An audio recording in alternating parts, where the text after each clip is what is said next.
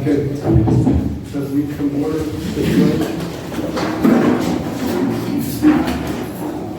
Allegiance to the flag of the United States of America and to the republic for which it stands, one nation, under God, indivisible, with liberty and justice for all.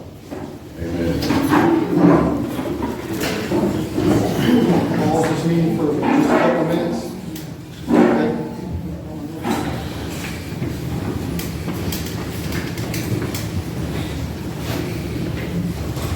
Sir, can I speak with you? Sure.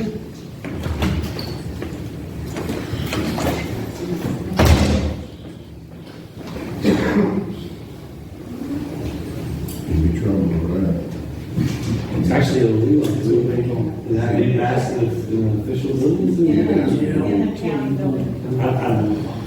Yeah, by statute. Government building. By statute, statewide. Can't wear a mask in municipal. Well, you can. Because Can't technically mask yourself in public either. Yeah, you can now because of the fear of certain viruses. Medical masks are the exemption, like a bandana or something like that, doesn't qualify. You can wear medical masks. There's a lawyer right over there. You can wear medical masks. She's a Where's boss man at, right? It's just like a gator or a fox or something like that. It's a disguise. I saw him earlier in the day today, and I meant to ask him. Got rid of him? Guess you can't wear a mask in here.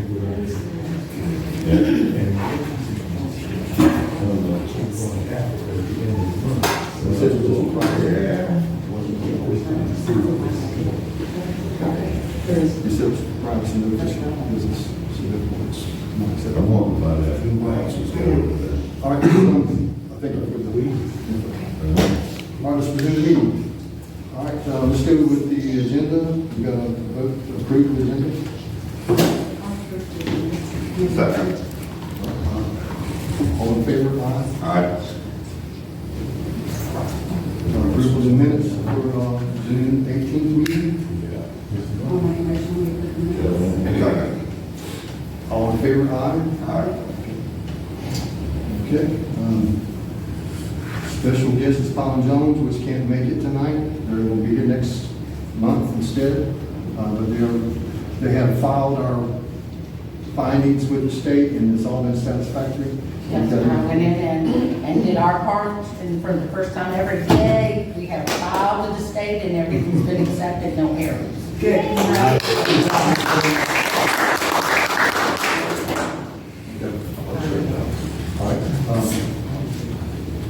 Let's go back to the roll call. You got everyone. Laura Mott. Carl Keys. Zero Paget, Belinda, and Megan. Teresa. Okay, and Joseph said he has some family issues. One of them he was going to make it tonight. Okay, thank you. All right, old business. Talk about the festival regarding the resolution. Do we have that in here, the resolution? No, we Printed copy. Well, I would just like for us to at least read it tonight. Sure. And see if we can read it, and that way we can all read on it, and we can make adjustment. Because there's not a lot of parking, really, it isn't. So any facility with the city, I think we would at least list that as free parking. The main strips out here, maybe you go to the park up right here, if anyone wants that far away, for parking for free, anything related to the city. Do we still have the gate access from over here on the dirt road? Yes, we do. That might be easier. Right. And that would be straight back in and out to the main drag too. On that. Maybe I'll just follow up that. And someone brought up about individuals having family over or guest over that was parking in the yard. I would say that they put a sign up that said free parking, and that they would be exempt from any permit that would be required. If you do it, charge fees, then we got to get the permit. That's how we should do that. I don't want anybody in my yard. Yeah. I mean, that's everyone's right, for sure. But we do need to look into blocking off like, why is my mind going? Mr. Connie or Miss Connie and Mr. Randy's property. Okay. Because Randy's out of town, don't know when he'll be back. That would be more marked on his property. So a couple of stakes across the front with some flag and tape? Tape, definitely. Yeah. And high enough that people maybe won't ride over them. Right. Okay. You might want to print out some big, some signs that says paper on paper, just no parking instead of put on sticks or something. And probably the property next to it. Whoever wishes, I mean, it's, I don't want town to commit to we're going to run flag anybody's property off. You know, but for the houses that are empty, those two across from me Right. on that road, those two do. Okay. There is a problem, even flagging off the property, blocking anyone from parking, I don't think should be an issue at all. I just don't want the town to be committed that we're going to do so. Because if we do it for one, we have to be allowed to do it for everyone. But we're really glad to assist anyone that wants assistance on music. We've had, Travis here has worked his tail off on giving us a lot of information, a lot of stuff going on for the festival. He's got us a nice source of vendor lists to go through. I'd like for us to, if we have time, to get a copy of that and look through it and maybe reach out to some of these vendors as council members to see if we can let them know about the festival. I believe, you want to talk about this for a minute? What you Yeah, absolutely, whatever, sounds good. So, yeah, I've actually been able to raise enough money to pay for 32 booths and 3 food vendors, whichever direction the city decides to go. And my idea with me and myself, what I want to do is to be able to try and raise enough money to where we pay for, my opinion, with the street size and everything, no more than 50 vendors. The list I provided you guys has more than 70, I think, on it. I have another list, I would bring this up. Another suggestion, maybe hand-pick, because there's only going to be 50 spots as to what we reach out to first to see who would want to commit. But I think that, you know, moving forward, the city kind of healing and becoming a little bit more of a community, I think this festival is really going to do a lot of good, and I hope to be able to bring that to you all with just my experience from doing events all over the world. And I think that you're in the right direction. I think the world, really, the planet actually supports you all. Really, obviously, I'm not going to beat a dead bush. Everybody knows it's all over YouTube. But the planet is really behind this town. And moving forward, I've got some volunteers that are interested. Something I want to suggest to the committee is, like, we offered overnight, if they want to set up the night prior, but we have people in place that would be overnight eyes. You know, maybe 2 people doing 2 shifts, 4-hour shifts, to where we'll have somebody watching up and down the street because the street will be closed off. But that way, we can offer the vendors that to where it would take off a little bit of the stress at the beginning of the event on 8 o'clock, before 8 o'clock in the morning. Because if everybody comes at that time, it might be a little bit more hectic to get everybody out of by 8. But if we allow them to come in ahead of time, let them know, hey, it's going to be secure overnight, we have people watching, I think that's going to relieve a lot of the morning stress that will come with an event. And ultimately, like I said, the first time event, I would love to be able to help the town of Otter Creek be able to say, hey, listen, you guys don't have to pay nothing. You guys come here, celebrate our city, celebrate this, and make some money. And some other thoughts, ideas I had was, this would be all you guys have discussed, but maybe some of the town people get involved in a sense. Like, maybe Miss Belinda have a lemonade stand. She sells lemonade. Carl, maybe you do sweet tea. You know, you sell sweet tea. You know, you maybe do shaved ice or something. And whatever it takes to be, everybody kind of collaborate. And then the community residents can actually benefit from this. So not only the vendors are coming for free, they're making money. Now, if a community resident wants to be involved, again, this is all through the city, through legal, then they can, be involved and they can help generate revenue for themselves out of the festival. And that's like a win-win in my eyes, like hands down.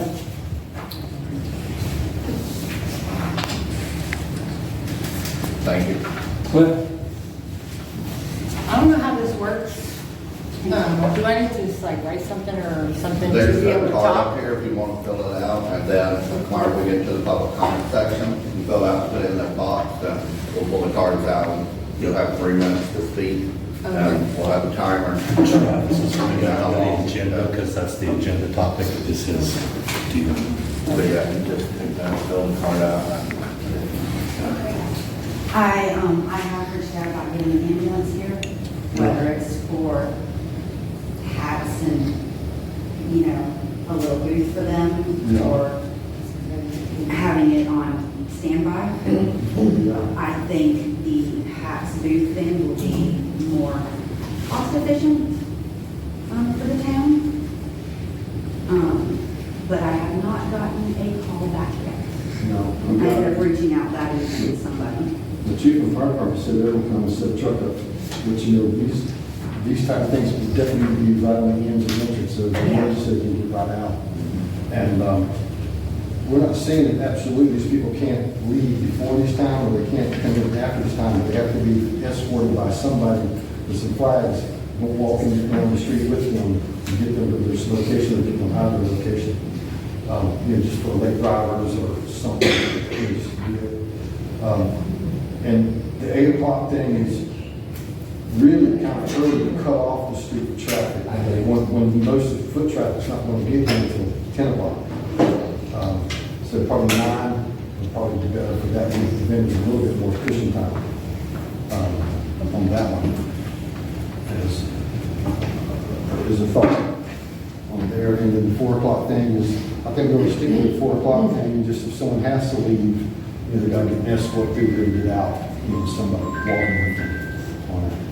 We don't want someone having an emergency and they can't deal with it themselves.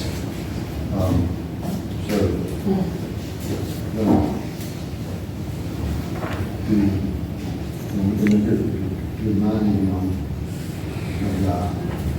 4 o'clock stays, food stuff stays, vendor stuff stays. Can I interrupt you one second? Yes, yes. The one question I had in drafting this, there was reference to the fact that the food trucks would be $75 or about 10% of receipts, and that's the part that wasn't clear to me, and so I wanted to add that. Yeah, it would be a honor system kind of thing. Okay. They say they sold $1,000 of stuff, they pay $100, 10% of the collectors. We're not going to give count their money, and we just want to for the word that we say and honor. Okay.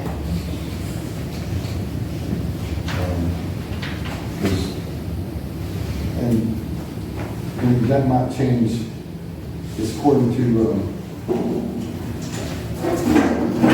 because it sounds like there might be some leeway in this, because if Travis has raised these funds, and basically if Travis is paying these fees, basically Travis is the vendor, so therefore he kind of gets to make his own rules up on how he's doing that on himself.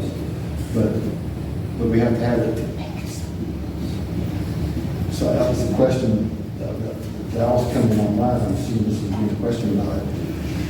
If it turned into what he just described, if we don't get a food vendors and we say the council members picked up a food booth each or of that type, and his fund would purchase some of the foods to sell, then of course, you know, that money would be donated through his stuff.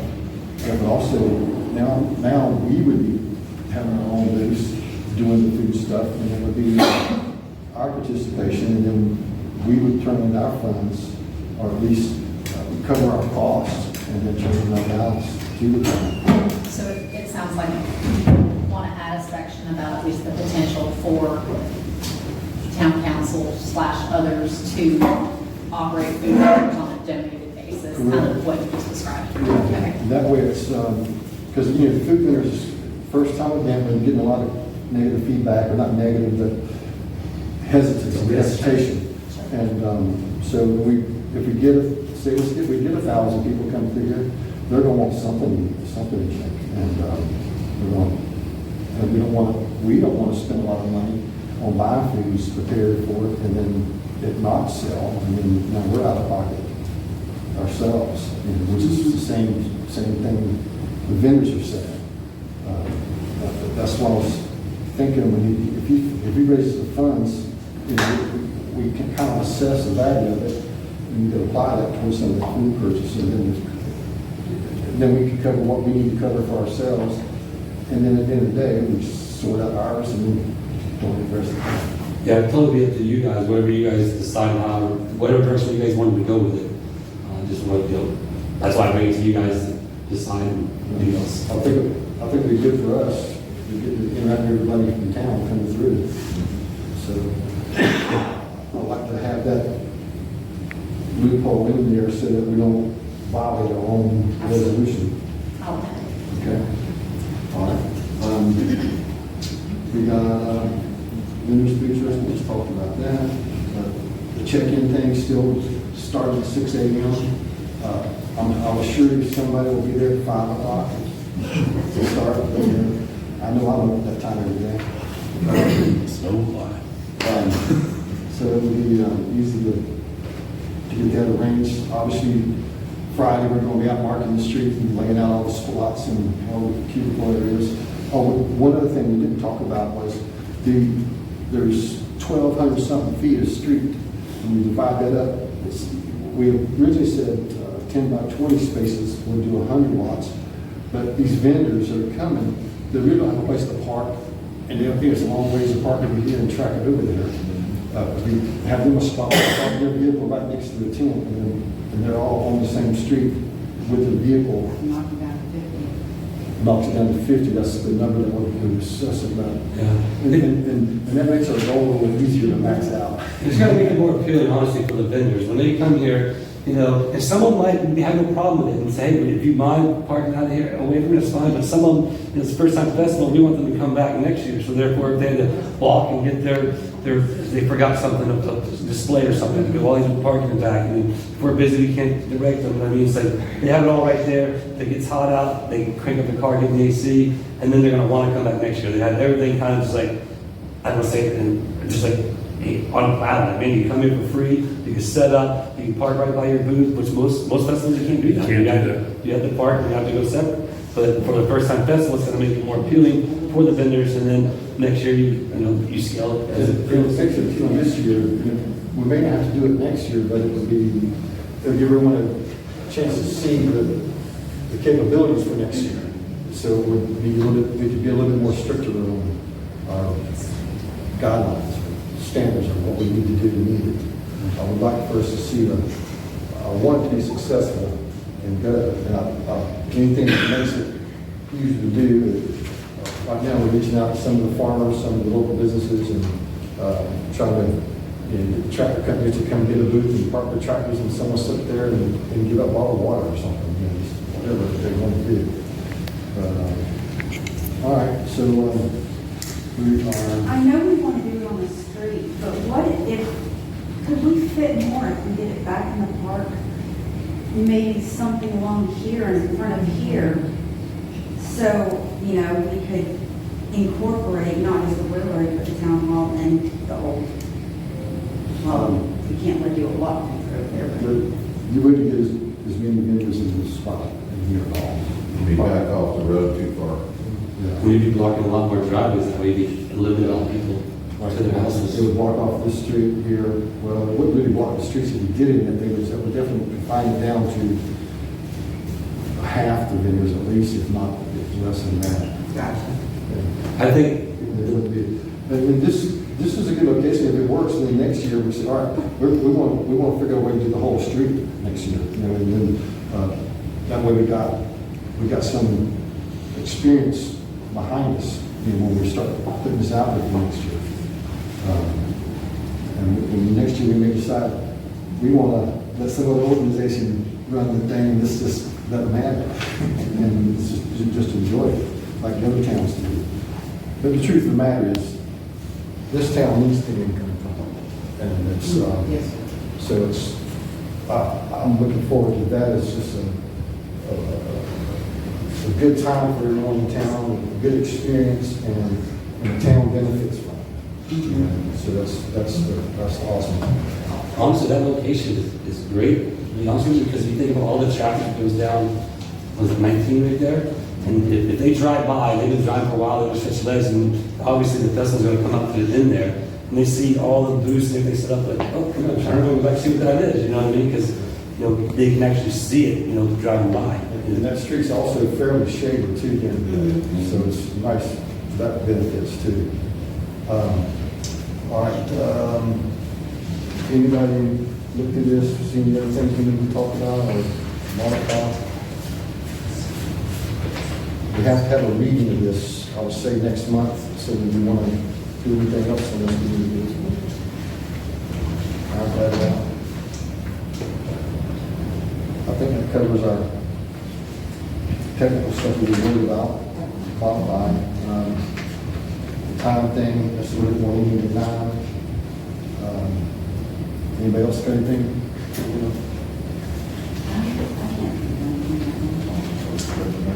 All right. Anybody out there have anything to put on this? I just have one thing that I maybe look into, and that's you talking about people having different food. Checking with DVPR to make sure, since it's less than 30 days that it's going to be here, you may still need a temporary license to sell food. That's on my list. So check that, I to believe verify. there is a rule in that area, but I think the town, like Bronson and others, when they have their festivals, they waive all of that just because it's a city event. Well, I do know that if it's put on by, say, the Lions Club or one of the vets or something like that, then it would fall under them. But if it's the city, it's just a very, kind of gray area. So I would check into it before anything, just to verify that the people, any nonprofit would fall under a nonprofit and that kind of thing. So just because, I just don't want anything to happen ahead of time, just check into it and make sure you don't. And it's just a temporary license if you do. Right. So it should be. That's a good thing to follow, for sure. Check it. All right. Okay. Everybody good with that?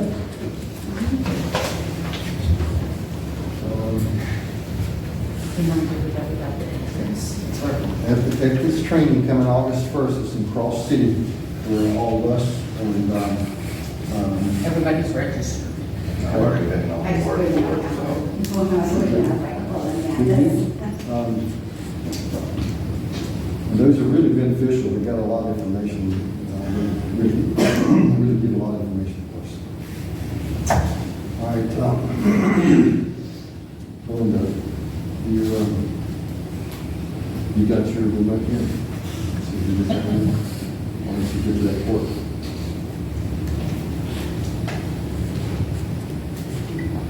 Okay, we have, we'll talk about the safety deposit box here while she's trying to locate this thing. Oh, you're there? I'm already It'll take me 20 minutes to find that. All right, we got a very small video here, so just a few minutes long. We're going to play this tonight, and the reason that we're playing this is because this next step that we're fixing to take place on is this is showing you what our justification is and why we made our reasoning the way we did on taking this path. And this is the evidence that we will produce at any dispute that's filed against us. Everyone, please be very quiet. No talking or questions during the video. We will not replay it, but we'll be glad to clarify anything. Take a couple minutes to clarify at the end.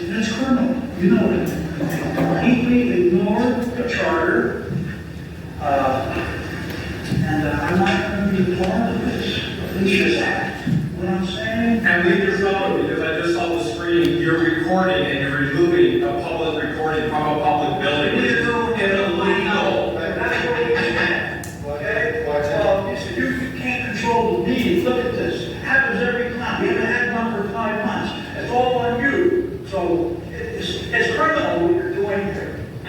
And I bid you good night. Are you quitting? You're dead here. Yeah. Are you quitting now? You rebuild the fund. He won't get to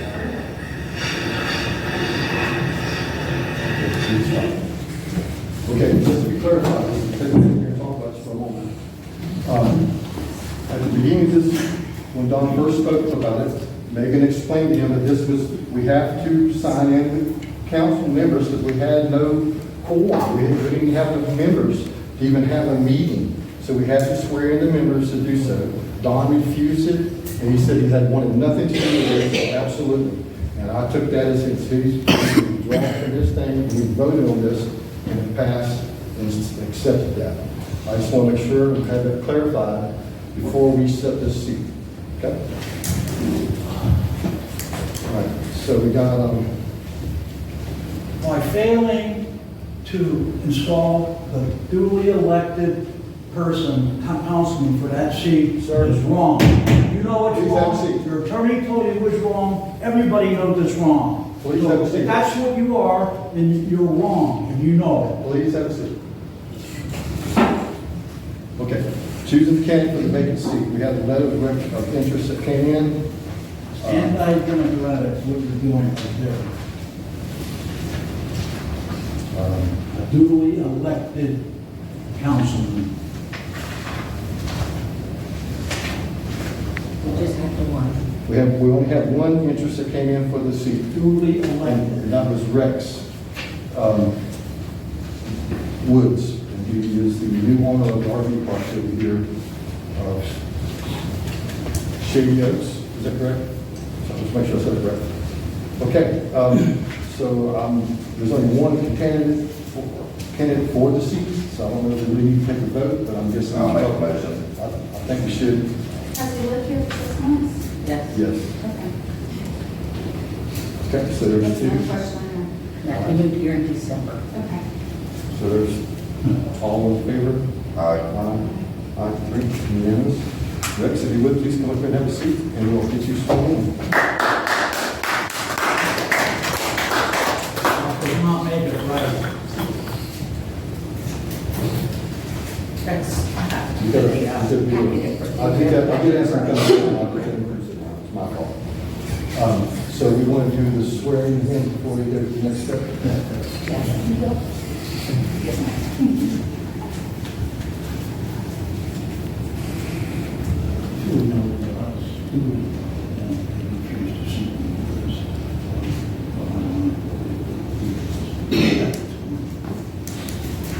Okay, Mr. Rex, if you'll let me come here. Okay. Raise your right hand. Okay. You're going to state your name. I, Rex Woods, do solemnly swear or affirm that I will uphold and defend the Constitution of the United States and the Constitution and laws of the state of Florida.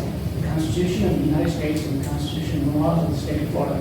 And the ordinances of the town of Otter Creek, so help me God. And the ordinance of the town of Otter Creek, so help me God.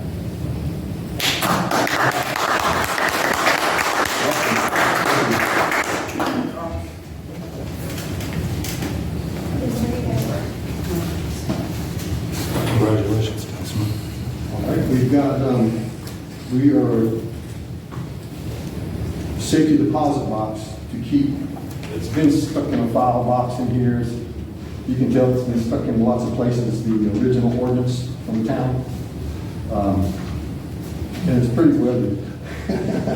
But we have seeked out, found some sources for a safety deposit box, and we are required to keep this thing in a safe place outside of just in the file cabinet here. So a safety deposit box was, we selected, was that the Cephas or Capitol? Capital City. Capital City? Okay, and do you want to talk about that, the fees and the different It's, things? the safety deposit box is for all of our original ordinances and resolutions. The original have got to be off-site, because those are our laws, our amendment, our House bill that the legislation gave us, Otter Creek. The original one is in a file in there. That is not supposed to happen. If a fire or hurricane comes, we're supposed to have these off-site. So therefore, instead of having a safe, trying to figure out who, where it is, it's cheaper to pay $75 a year to have a 10 by 10 box. It's 30 inches in height, so you put all kinds of things in there, but it's off-site. $75 a year? A year, that's what I said. I had to, are you sure this is not a month? No, an annual fee of $75. That's cheaper than a box, a mailbox. There'll be three people, three of us on I went ahead and listed the same people that are on our checking account. And that's subject to change it if whoever wants. I put since Carl, Zim, and I are on the checking accounts, because that's what the resolution said. I went ahead and did this for the safety deposit box. If that is okay with you, I'm gonna pass this form around and have you guys sign at the bottom. And it just states that because we need to have this happen, and off-site, I cited the middle and the signs. And so if everybody agrees that you'll sign the bottom for me, and then we can go take care of that. Want to take a motion on that? Okay, so we got, it's got listed as the signers? Yes. Okay, we can get a motion for this? I'll make a motion. Second? All in favor? Aye. Unanimous.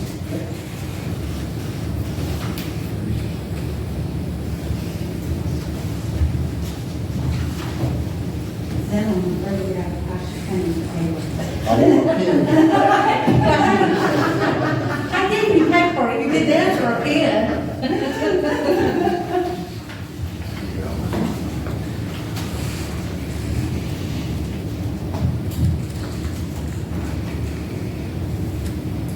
That's nice. That's good. It's handmade. The guy makes all the wood and cuts it all down and does his stuff, and he's a relative of ours. He makes these for everybody for Christmas. That is amazing. Yeah, I thought it was. It's like, you know, Is it blue? it's black. Oh, Miss I don't have blue. I'm sure you probably get the blue. Okay, so that's satisfied with that? Good. All right, so we have, we got the department stuff to talk about, we got administration.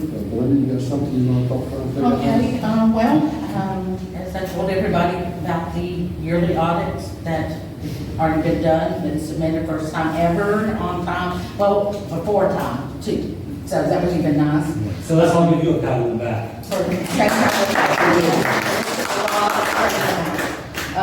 Next item is, by the end of the month, we will go live with our new software program. So between now and the next 15 days, you'll get a letter that I'll give you instructions on how to go online, set up your account, so you can pay your bill, see your history, all of that. Right now, you can go on the website. I have all the resolutions scanned, all the ordinances scanned, all the minutes, the packet, the agendas. They're ready. We're working on uploading them now, so that'll be finished. We're going to put some other little a bulletin board in there so that we can give you guys information on hurricane prep, and we actually have Otter Creek has its own weather station. That's what the little thing in the park is for. So I want to give you guys that link that says here, check the weather for Otter Creek. And so we're hopefully, if everything, that'll go live and finished by the end of the month as well. So right now we're moving forward. You're moving forward, Ms. Belinda. Kudos to We you. got a lot of pictures of the older, I'll pass some around. If anyone can come up with any more, I would love to have some. Some of you guys saw some of the bigger one that I did. Show you one on film. When you get some of these pictures of the town from its original times and put them up inside your. That was up and blown up. This Of is, Mr. Gray Wall. believe it or not, this is Otter Creek in the 1940s. So we actually had a downtown Otter Creek. We had mercantiles and depot and dentist office. And so we want to get started on putting them up on the walls. We have some other ones that we're working on.